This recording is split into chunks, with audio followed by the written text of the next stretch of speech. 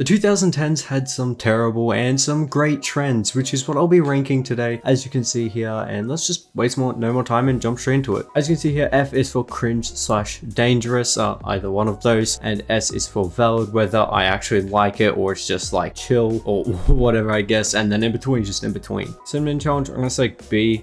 Cinnamon challenge, it wasn't too bad, except some people actually supposedly died from it, so beside that, it wasn't really too bad. I always wanted to give it a try, but for some reason I just never did. Tide Pod challenge, cringe. F, not cringe, I mean F, dangerous, extremely dangerous. I truly don't know how that became a trend. Like, what went through anyone's minds when thinking, hey, I'm going to consume a Tide Pod. Fidget spinners, I'm going to say like D. It was kind of cringe how everyone was just walking around, you know, like acting so tough and cool by having all these millions of different fidget spinners, but they weren't really dangerous, so it's not too much of a problem. It's not a bump it up one. It was harmless, it was just kind of cringe. Cheese challenge, I'm going to say like A, right? Actually, I don't know if that's after 2010s, but it didn't really cause any damage or anything. It's just like, it's a little goofy prank. It's nothing really too crazy. I've seen some people really complain about it, but in my opinion, it's not that big of a deal. Dabbing, S, valid. The thing about dabbing is some people look back and think like, oh, we were so cringe, why would we ever do that? But we're just kids being kids. Like, you know, I remember being like, I don't know how old I was when I was way younger. Obviously I just go around, you know, all my friends would be dabbing after someone did something awesome. Like, it was chill, it was cool. So some people look as cringe. Honestly, I just think it's a past thing. We had fun as kids. It is what it is. Chubby Bunny, I'm gonna say like A. I mean, again, some people supposedly died from it, but overall it was a pretty fun and funny challenge. Just gotta be careful and have people there in case something does go wrong. 24-hour challenges, S.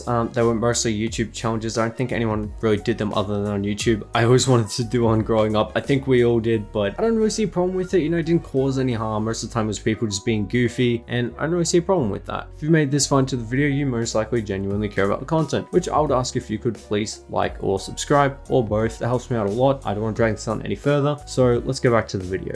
Now, the Bird Box challenge, I'm gonna say like E. It was pretty stupid, especially that person who drove their car blindfolded. I'm sorry to just insult people, but that's gotta be one of the dumbest things. The Ice Bucket challenge, I'm gonna say like B. Ice Bucket challenge was pretty cool. It was always funny to see people's reactions. Just the problem is it kind of created a bit of a mess and just soaked people's clothing, but overall it was a pretty harmless and decent trend / challenge, not really challenge. Bottle flipping, again, S, valid. Bottle flipping was a shit in the days. Everyone did. If you couldn't bottle flip, you were a loser. And I'm not really exaggerating. People in my friend group, if you couldn't land it, then you were the laughing stock, which is kind of a bit extreme, but it was still a pretty valid trend. Slime, I'm gonna say like C. Like, slime didn't hurt anyone. It was just kind of pointless. I don't know why it was such a popular trend. Again, it's not really a challenge. It's just a random trend that was very popular. I don't know why. Like, it's not that cool. Cup song, I'm gonna say like D.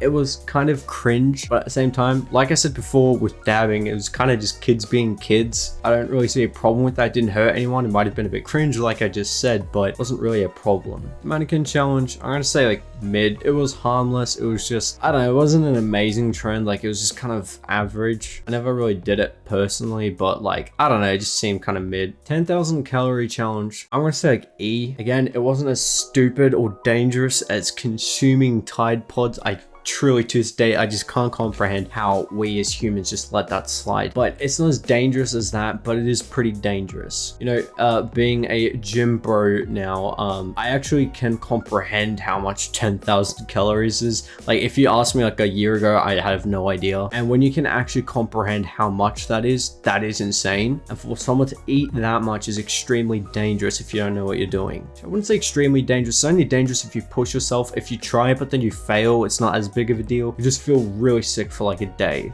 Now, this one's extremely stupid. The blue whale challenge. I don't know why anyone did it. It was just stupid. And like, I know it's easy to say that now looking back at it, but like, seriously, I'm gonna censor it just in case, but someone telling you to kill yourself, like, and you actually do it or whatever, however the challenge went, I'm pretty sure they would tell you to kill yourself at the end. But like, dude, that's so stupid. Why did anyone even do that? I understand some people were threatened to be like doxxed and shit, but like it's better to be doxxed and alive than dead and your entire family is, you know, crying over your death. Actually, worse than your death, your suicide. Very stupid and selfish challenge if you ask me. Loom bands, I'm gonna say like an A. Loom bands were pretty solid. I used to be, you know, fully dripped out in loom bands back in the day, but no, for real, they were pretty solid. Just the downside was they would make a big mess. They made a big mess, so that's why I didn't put an S, but you know, loom bands are actually pretty solid. It was pretty cool being a child and, you know, being able to create any drip you wanted, especially then like everyone would just like flex their drip and like kids would just rock up to gatherings with like 50 loom bands on their arm. The plank challenge, mid, it was okay. You know, it wasn't dangerous, it wasn't a problem, but it wasn't very exciting either. It's kind of boring. There's honestly not a lot to be said about it. The Salt on Ice challenge, F, extremely stupid. And would you look at that, we have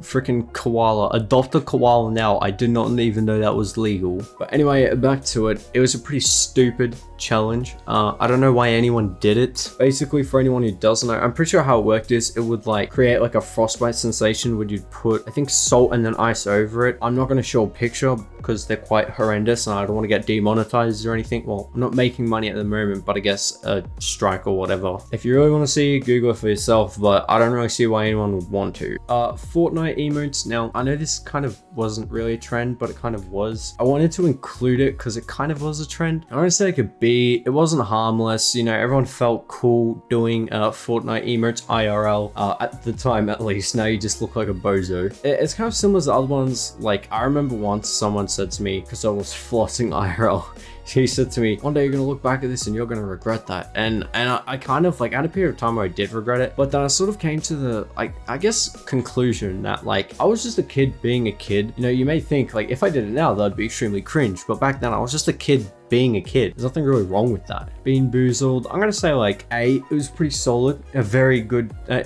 don't even really know if you'd call it a trend. It kind of was, but it was a very good trend, I thought, of slash challenge. You know, I personally did it. I thought it was quite fun. You know, we should bring it back. It's actually pretty fun. Just the downside is sometimes you get disgusting flavors, so that's why I'm not putting in S, because it's not amazing, but it is pretty solid. Now, these two are not 2010s, but I wanted to include them because when I was making the list, I actually decided on the title 2010s after, because I realized afterwards that all of them except these two were 2010s, but I still want to include them. Now, Devious Lick, I'm going to say an A. I would say higher.